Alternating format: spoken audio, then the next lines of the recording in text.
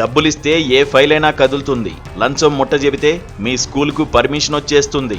మీరు రూల్స్ ఏం పాటించాల్సిన అవసరం లేదు. జస్ట్ లంచం రెడీ చేసుకోండి, అంతే చాలు. మిగతాదంతా ఆయనే చూసుకుంటారు. ఇంతకీ ఎవరాయనా? ఆయనే కోటబొమ్మాలి ఎంఈఓ గోవిందరావు. ఈయనో లంచావతారం. డబ్బులు లేనిదే ఏ పని చేయరు.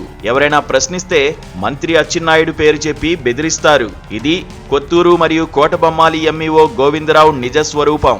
ఇంతటి అవినీతిపరుడు కోటబొమ్మాలితో పాటు కొత్తూరు ఎంఈఓగా కూడా కొనసాగుతున్నారు.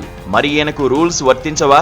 సంత బొమ్మాలిలో హెడ్ మాస్టర్ గా పనిచేసిన వ్యక్తికి కోటబొమ్మాలి ఎంఈఓ 1 ఇన్ఛార్జిగా వస్తే జాయిన్ కాకుండా అడ్డుకున్నది మీరు కాదా గోవిందరావు?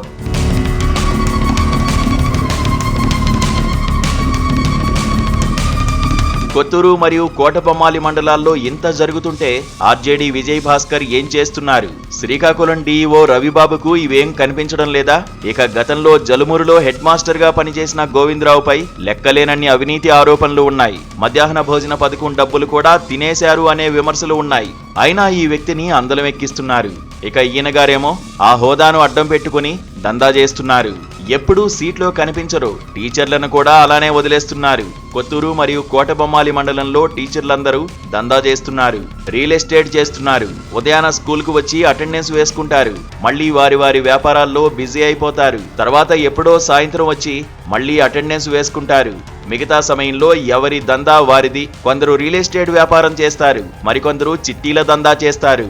మహిళా టీచర్లు చీరల వ్యాపారం చేస్తారు. ఇవేమీ కనిపించవు గోవిందరావుకి.